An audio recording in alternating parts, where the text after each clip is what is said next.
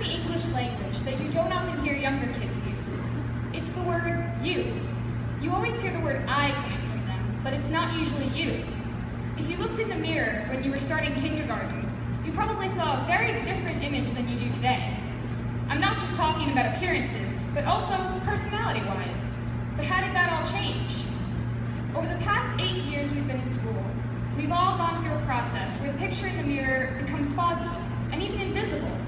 Through middle school, the picture becomes clear again. When you meet a little kid, you might notice that they define themselves through their wants and needs.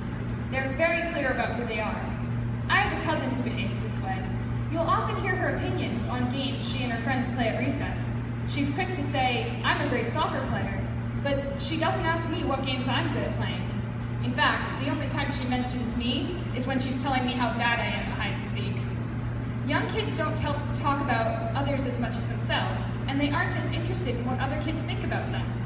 When younger kids look in the mirror, they see what they want to see. They're not focused on what everyone else is seeing.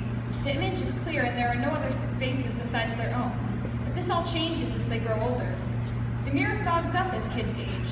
They notice their surroundings more and more, and they start to realize that they're not the center of the universe after all. It's almost like Copernicus realizing that the Earth might not be the center of the universe, and the church was worried about what everyone would think about them now that they were proved wrong. When the kids start to realize about other people's opinions, thoughts, and actions might influence them, they become worried too. They start defining themselves not only on what they want and need, but they are more focused on what everyone else thinks of them, and they start to lose sight of how they used to see themselves. I remember a time in 5th grade when I was invited to join a game of cops and robbers, or a game of tag. I didn't know what to do as I had classmates in each group, and I was more worried about what each would think of me if I joined the other game than what I actually wanted to do. I ended up swinging all by myself, which, now that I look back on it, was not a good decision. When you're a kid and you're going through this confusing phase, it's hard to see clearly who you really are. But the process we all went through in middle school helped us figure that out. It started around 6th grade, when we started basing our personalities more on what other people told us, and less on what we told ourselves. It felt like we didn't get to choose, which was really frustrating, although we eventually learned to live with it. It's like the sorting hat from Harry Potter telling you were a Hufflepuff, when you were sure you were a Gryffindor. You think you have to go by what it says, but in reality, you don't. In the books you can tell the sorting hat a certain house that you want to be in, and it will probably put you there.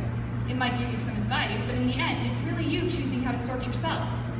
Just like the sorting hat in Harry Potter, we felt like we didn't get to choose our personalities when we realized that we were already in the process of choosing. Midway into 7th grade, we realized that we didn't have to define ourselves on what everybody else tells us. That sense that we didn't have to choose anymore was false. It's really us who get to choose after all.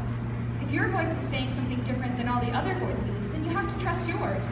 If you say you're creative but everyone else says you're not, you have to start listening to your voice over theirs, because your voice knows who you are better than everybody else.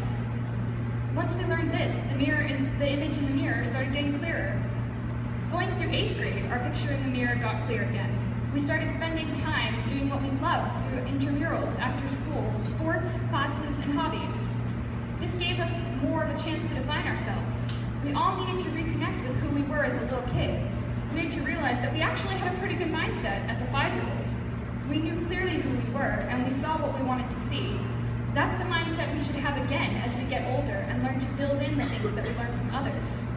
The process of becoming invisible and then becoming visible again is part of how we grow up. It's a matter of learning what to listen to and what not to listen to. If a teacher tells you that you have to work on a kind of math problem to get better at it, you should probably listen to that.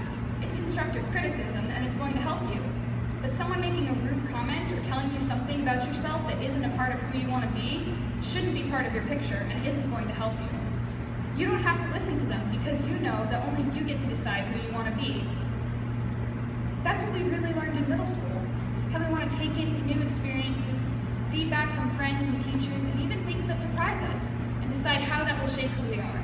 Like the 5-year-old kid, we should all be saying I a lot more. Only now, it's not just about what I want or I need, it's more about I am. If you look in the mirror, I think you'll see yourself pretty clearly now, and I bet you'll like what you see.